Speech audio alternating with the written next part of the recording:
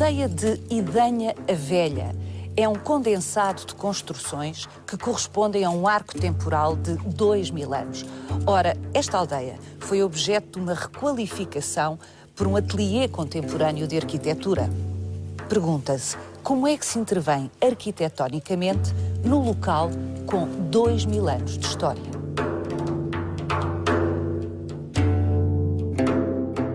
Idanha a Velha, aldeia histórica na Raia da Beira Baixa, 7 km a sul de Monsanto, outra aldeia histórica. Dos muitos motivos de interesse de Idanha a Velha, a Igreja de Santa Maria é uma espécie de síntese da densa história desta povoação. Aqui rezaram suevos, visigodos, muçulmanos e, claro, cristãos portugueses. Vai querer saber mais? Venha connosco nesta visita guiada.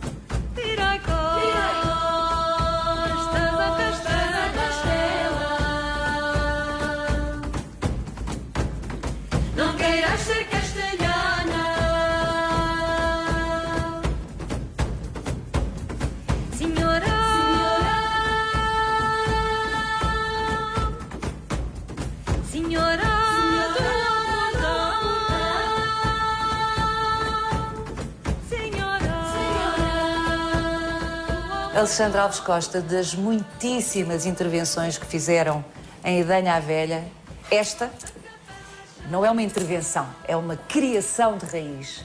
É o objeto mais estranho do local, mais descolado da linguagem milenar que muitas destas paredes têm. É verdade, isso é uma questão que foi perfeitamente assumida pelo projeto. Encomendaram-nos um armário. Quer dizer, queriam um armário para guardar estas epígrafes, uma espécie de uma estante, digamos. Nós não tínhamos sítio para meter aí nos edifícios pré-existentes. Estamos a falar de... Estamos a falar de uma coisa que se chama arquivo epigráfico.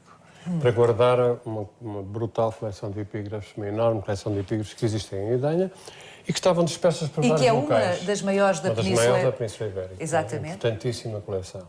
Estava dispersa por vários sítios, era preciso concentrá-la, musealizá-la, dar-lhe leitura, etc. E resolvemos construir um edifício que não seguisse nenhuma regra que tivesse que ver com as pré-existências. Isto é, libertava-se do cadastro, libertava-se dos muros que envolvem, para se transformar num objeto como se um dia a gente quisesse pegar nele e levar para outro sítio, levava para outro sítio e o sítio ficava impecável na mesma. Tem também outras funções, que isto à noite é muito bonito porque iluminada transforma-se numa espécie de um candeeiro deste local. E algumas das epígrafes estão viradas para fora para poderem ser lidas, para se perceber o que é que se passa cá dentro, quem não está cá dentro. E há que dizer que a esta hora reflete o sol nos vidros desse lado e há aqui um efeito de espelho. Sim, essa questão foi também uma questão bastante pensada. Imagino que não foi por acaso.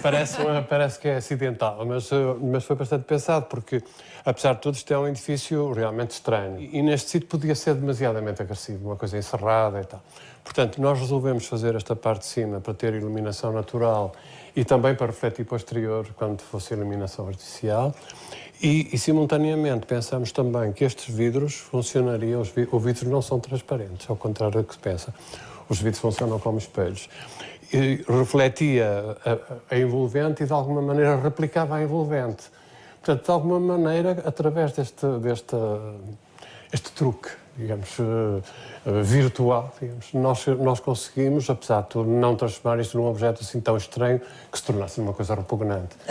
Apesar de tudo, ele considera envolvente porque reflete, de alguma maneira, replica a envolvente e, portanto, passa a fazer parte dela também. Alexandre, este edifício não só apetece ser habitado, estamos aqui muito confortavelmente, é luminoso, é de facto, não obstante este material que é? É ferro. Ferro. Como diz, este vidro todo dá-lhe uma leveza inesperada e, sobretudo, atendendo ao espólio que cá tem dentro. Esta lápide funerária é a minha favorita, devo dizer, porque é uma lápide mandada fazer no século I, uma lápide romana, por uma senhora chamada Cúria, a um marido, morto evidentemente, que ela classifica de ótimo. Ora bem, passaram-se 2000 anos, quantas senhoras poderão dizer dos seus maridos que eram ótimos? Mas o que é mais engraçado é que aqui ao lado existe informação sobre a lápide, como de resto sobre grande parte destas pedras, as novas tecnologias ao serviço do conhecimento, aqui temos, e vamos mais longe aqui. Há uma leitura em latim do que aqui está escrito. Caio Curio, Puli Filio, Quirina Tribo Firmano. Anorum sexaginta trium. Cura vitalis, marito ottimo, et sibi faciendum curavit.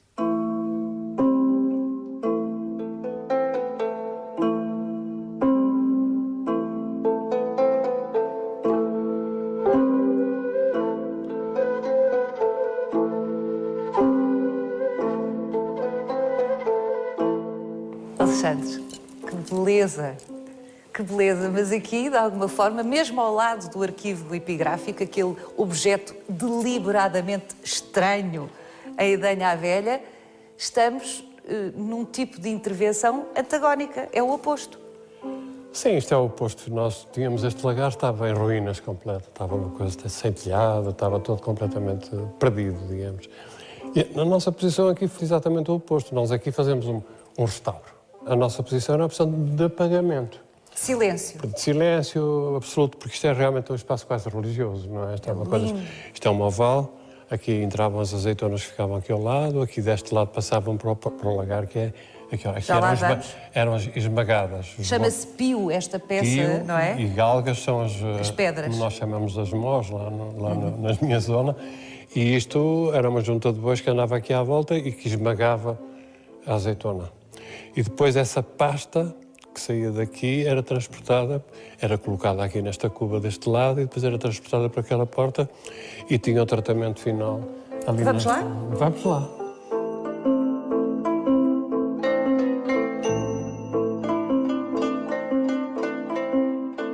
Bem, Alexandre, se isto fosse um cenário,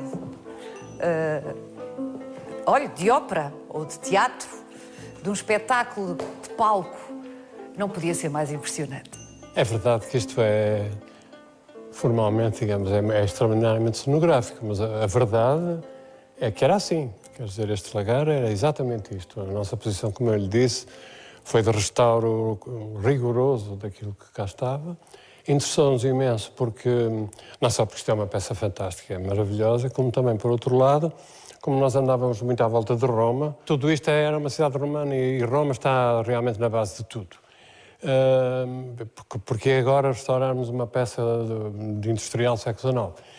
Que é o caso deste lagar. É o caso deste lagar. É do século XIX. É um lagar privado do século XIX, que é uma peça muito bonita, muito bem tratada, do ponto de vista das cantarias, etc. Mas a verdade é que esta tecnologia dos lagares de varas, que também servem para azeite, mas também servem para vinho, em algumas circunstâncias, é uma tecnologia inventada pelos romanos. Portanto, eu posso dizer que se eu tivesse que dizer como era um lagar romano, eu dizia assim, vão a Edanha à Velha e veem um lagar romano. Porque, de facto, não há qualquer diferença entre isto e aquilo que os romanos faziam no seu tempo. Este lagar tem, além de mais, a qualidade especial não de fazer azeite, infelizmente, que era aquilo que nós queríamos, é que ele fizesse azeite, que ele produzisse, continuasse a produzir azeite, como em Itália os lagares continuam a produzir, aqui em Portugal foi tudo proibido pela União Europeia. Ou pela forma como aceitámos as regras como aceitamos as regras da União Europeia, exatamente, mais isso. Bons alunos, como sempre, aceitamos, ao contrário dos italianos, encerrar os lagares todos. Sim, o número é impressionante na região. E o número de lagares que só no Concelho de Idanha rondará os 200 lagares que foram desativados. Incrível. Aliás, devo dizer-lhe que este lagar que estava em ruínas, nós tivemos a sorte, entre aspas, de poder encontrar ou reencontrar peças que se adaptassem a esta dimensão, a este lagar. Fomos buscá-los a outros lagares. Que estavam desativados. Que estavam desativados, e estas varas, estas árvores chamam-se varas, não é? Estas varas, por exemplo, estavam noutro lagar. Nós fomos auxiliados aqui por uma pessoa extraordinária, que sabe imenso de lagares, etc., que é o Benjamin Pereira, que nos ajudou inclusivamente. Ele exigiu que a montagem destas varas e tudo isto fosse feita de acordo com a tecnologia antiga, isto é, e foi filmado, foi documentado. Ele dizia sempre, este é o último lagar romano da história e, portanto, vamos fazer como faziam os romanos, tal e qual. Bom, quando o Alexandre Alves Costa diz nós, não é o nós majestático. Não, Paula, eu não uso o nós majestático normalmente na vida corrente. Eu digo nós porque somos nós, de facto. Isto é o meu ateliê, nosso ateliê. É também meu, claro, e do Sérgio Fernandes, que é meu colega e que trabalha comigo, e das outras pessoas que trabalhavam no ateliê na altura em que havia trabalho de arquitetura. Quanto tempo demoraram a intervir em Idanha à Velha? Idanha à Velha nós demoramos desde, quer dizer, começamos talvez em 94, acabamos em talvez 2010, quer dizer, portanto quase 20 anos. Quase 20 anos que todas as sextas-feiras, às 10 da manhã, nós estávamos aqui na obra. E temos, de facto, muitas obras aqui em Idanha, pequenas obras, evidentemente. Foi uma ruína do ponto de vista económico, devo dizer, mas foi um prazer enorme trabalhar aqui e é a obra da nossa vida, de facto.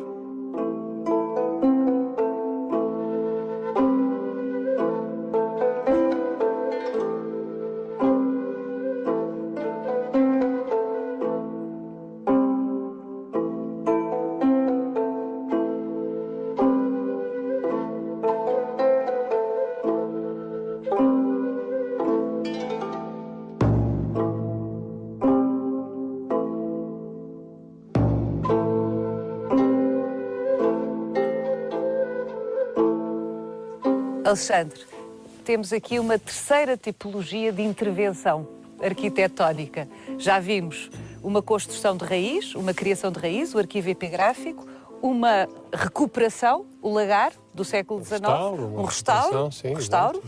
E agora uma reposição. Exato.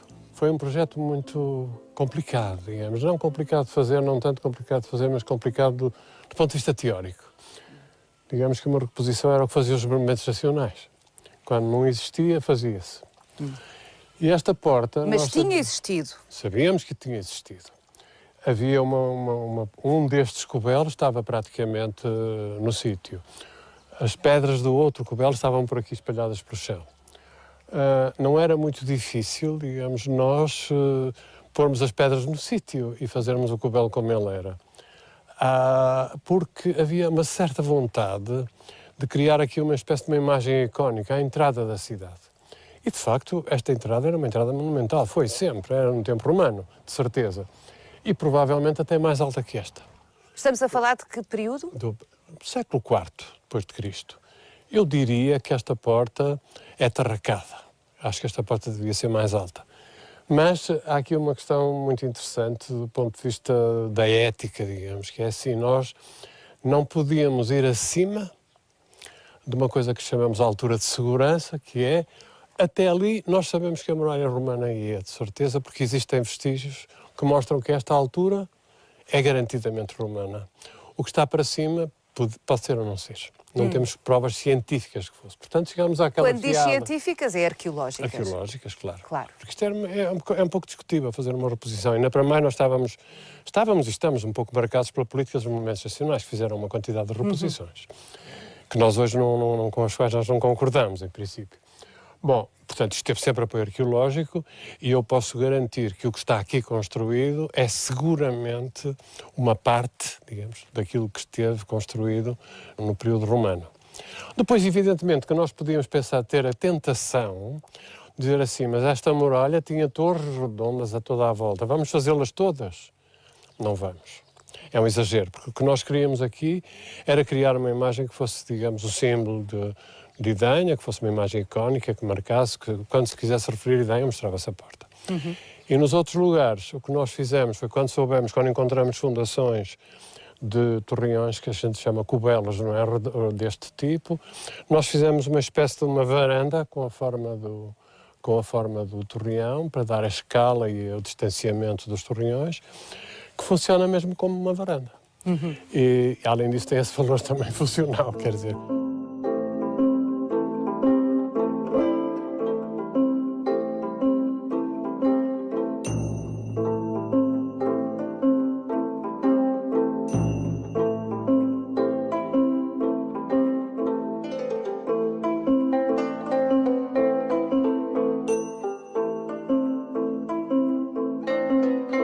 Mas depois, ao longo da história, estas pedras que foram sendo retiradas da muralha ao longo do tempo, estão todas na aldeia, estão todas serviram para construir casas, pilares, silhares, enfim, todo tipo de material, está tudo. É uma coisa intestina, é uma reconstrução sobre reconstrução. Está tudo musealizado de uma forma natural, sem museólogo. Não é? Espontaneamente. A gente pode ir vendo Roma em cada casa, está sempre lá uma pedra com um buraquinho destes, que é para aquela peça que içava as pedras para as pôr no sítio, uma espécie de grua, digamos, daquele tempo.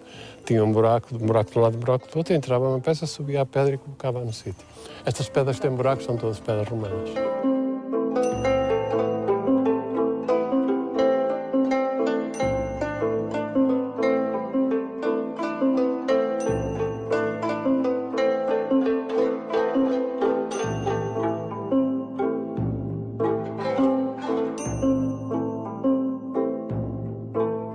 Para mim, esta história de Idanha pode ser que exista coisas antes, existem sempre coisas antes.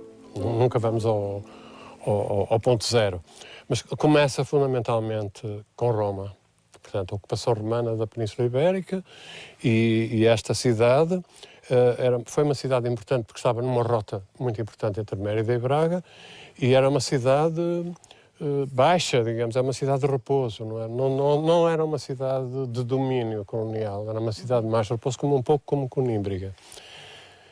E, portanto, eu direi que o primeiro extrato que nos interessa, digamos, porque pode haver outros, mas o extrato que nos interessa e que de alguma maneira ajudou a perceber o desenho disto tudo é Roma. Esse é em certo sentido, o vestígio significativo mais antigo. Depois sabemos que isto foi ocupado ao longo do tempo. A Península Ibérica tem uma história cheia de vicissitudes, suevos, visigodos, árabes e de novo cristãos. Do ponto de vista dos suevos e dos visigodos, os suevos e visigodos podemos dizer que é o tempo dos suevos e o tempo dos visigodos, porque não há uma arquitetura sueva nem uma arquitetura visigótica, eles não eram construtores. Eram povos nómadas que andavam por aí em tendas, e quem construía, e quem sabia construir, e quem transmitia a sabedoria que vinha de Roma eram os habitantes locais, digamos, da aristocracia local, romanizados, que tinham adotado a cultura clássica. E, portanto, eu diria que suevos e visigodos são uma espécie de prolongamento de Roma. Não é muito mais do que isso. Aliás, os árabes também são um pouco prolongamento de Roma. Depois, quando entram os árabes na Península Ibérica no século VIII, pode-se dizer que há aqui um salto, quer dizer, aquilo que é cristão passa a ser muçulmano, e pode-se perguntar assim, mas houve grandes alterações? Do ponto de vista estrutural não há grandes diferenças, há pequenas diferenças, mas nós podemos, apesar de tudo, detectar alguns indícios da ocupação árabe. E depois há a Reconquista. Há a Reconquista, a entrega desta região toda, que cria aqui uma nova fronteira, não é, com Castelo e Leão, que é entregue aos templários, e, portanto, há aqui uma arquitetura templária, de alguma maneira. Há um torreão, há uma espécie de tentativa de transformar esta cidade muralhada num baluarte de defesa da fronteira já agora com Castela.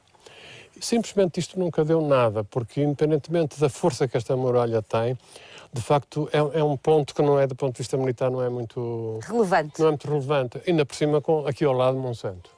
que é uma coisa fantástica que domina uma região brutal. Isto não domina nada. Portanto, a tentativa dos templários de transformarem isto numa fortaleza que defendesse a fronteira não foi bem sucedida.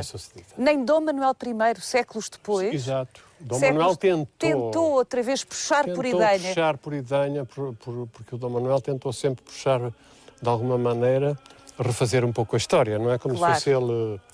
E, portanto, ele retomou Idanha, deu-lhe um novo fural a Idanha, mas, de facto, esta cidade não teve nunca mais sucesso, porque ela estava numa rota importantíssima e quando essa rota é cortada pela fronteira, ela perde. Foi morrendo aos poucos, até chegar aos dias de hoje com 50 habitantes, com mais de 80 anos, suponho eu.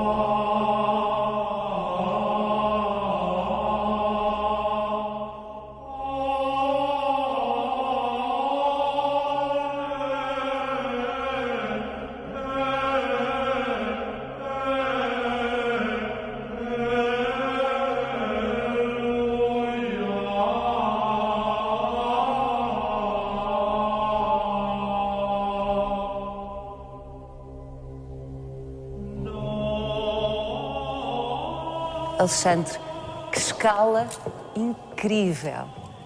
A escala disto? Pois, é extraordinária. Não é? É completamente invulgar. Aliás, numa igreja que já não sabe o que é, não é? Mas que, construída nesta época, pelo menos é pré-românica, na sua estrutura fundamental, tem uma escala que é completamente invulgar. As igrejas desta época eram mimosas, pequeninas. Estamos a falar de que século?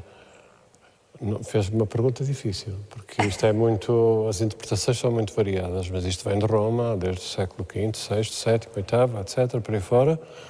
Foi árabe, foi cristão, foi árabe, e depois tornou a ser cristão e templário, e depois o Dom Manuel abriu esta porta e fez isto de outra maneira. Portanto, há aqui uma quantidade de sedimentos sobrepostos que tornam estes frescos, o que resta destes frescos são, ao que parece, do século XVI, da campanha de Dom Manuel, precisamente. Da campanha de Dom Manuel, exatamente. O Dom Manuel retomou isto, mudou a orientação da Igreja, que é a coisa que eu acho mais extraordinária, porque provavelmente a entrada fazia-se ali, o eixo era neste sentido, e o Dom Manuel, quando abre uma porta, abriu a porta deste lado, a porta virada para este lado, e transformou esta peça que está aqui, que a gente não sabe exatamente que tipo de peça era, na capela maior da igreja. Portanto, o eixo era longitudinal, ele fez um eixo transversal. Mas há de ter tido inúmeras disposições ao longo dos tempos, basta olhar a quantidade de portas que isto tem. A quantidade de portas e também aquelas janelas lá em cima têm qualquer coisa de arabesco. Não sei se isto é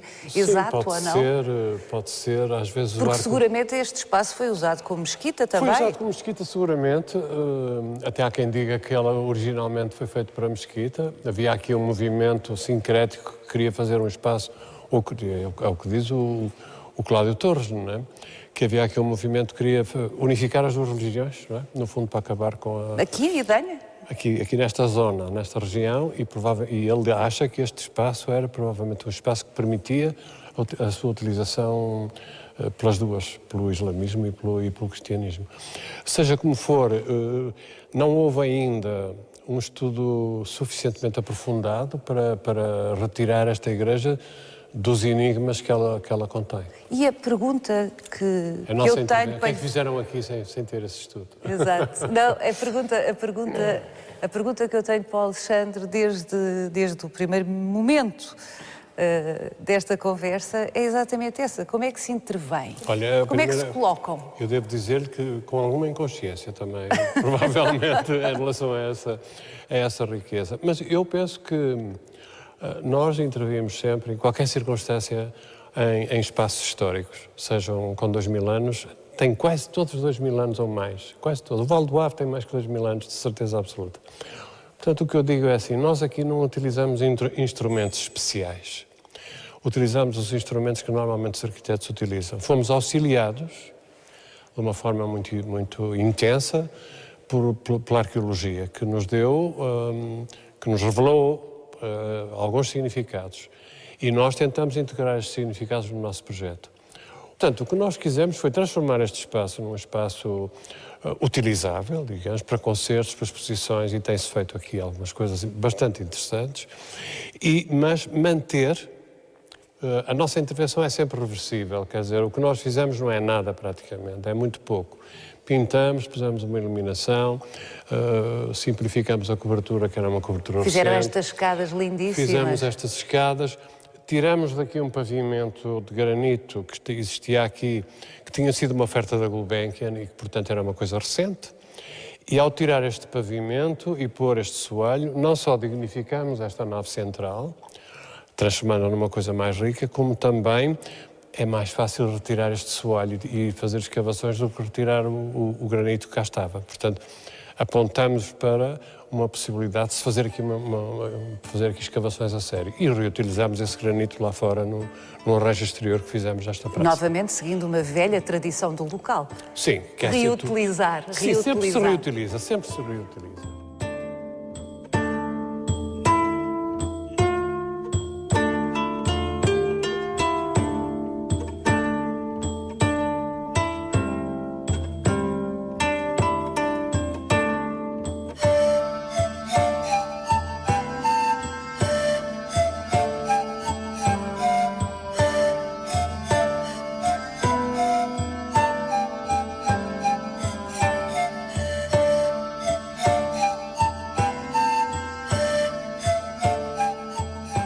Esta oficina de arqueologia foi o José Cristóvão, o arqueólogo residente mais antigo aqui em Idanha a Velha e que mais tem trabalhado como arqueólogo aqui, que batizou aquilo que eram uns palheiros. Eram os palheiros, exato. O Cristóvão, realmente, antes de mais nada, quer dizer que o Cristóvão foi um companheiro nosso em todas as intervenções, quer dizer, sem ele teria sido muito complicado. E é, além do mais, autor de um guia exemplar de Idanha a Velha. Quem quiser... Já em segunda edição. Já a segunda edição revista é um texto fundamental para quem quiser compreender Idanha a Velha. Isto eram palheiros, estavam abandonados e a Câmara precisava de fazer aqui uma oficina de arqueologia, onde tratasse o material arqueológico que fosse encontrando e, simultaneamente, que funcionasse também como residência para grupos de arqueólogos jovens que viessem para cá trabalhar e que ficassem aqui alojados. O que nós fizemos um prolongamento vertical da muralha como se a muralha crescesse. Aqui não fizemos em pedra, porque seria um pouco uma reposição demasiada. Fizemos esta espécie de cenário em cobre, mas que é o desenho da muralha com a altura exata que tem a porta norte. E utilizamos a espessura da muralha para fazer a cozinha, a zona de estar e os beliches para os jovens arqueólogos.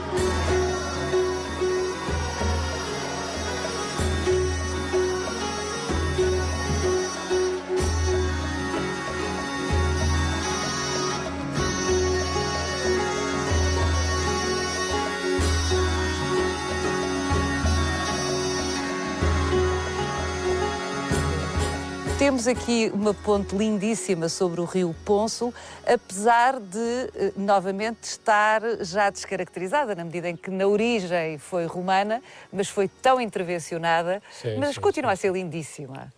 É lindíssima, sobretudo porque tem uma situação paisagística incrível, não é? Incrível. Este rio Ponço é um rio, faz aqui uma curva maravilhosa que define o desenho da cidade. No fundo, o desenho da cidade é desenhado pelo rio. E esta ponte era uma ponte importante, uma estrada importante que ligava Mérida a Braga, como já dissemos Naquela há pouco. direção, Espanha. Naquela direção, nós estamos quase no coração da Península Ibérica. Se seguirmos por ali fora, vamos ter a Mérida. Daqui a um bocadinho podemos ir jantar a Mérida por ali.